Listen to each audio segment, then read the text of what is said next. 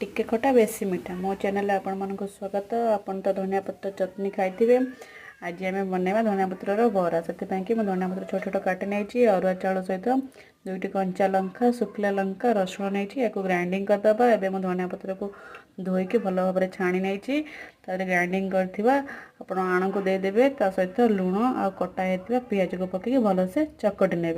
आप चाहिए भी कौन धनिया लंका को आपण छोट छोट पीस कर काटी पारे किंतु अधिक लाग लगे जो कामुड़देव से मुझे नहीं आप देखो कि चकटिकी भलसे एमती टेक्चर बनईने बनला पैन आप तेल गरम करेंगे। तेल गरम कलापर एमती चामच से कुट कुट सब थई ने नाला दीपट भल भाव भाजी ने आसापर देखते केमती बनूची एमती बहुत बहुत टेस्टी।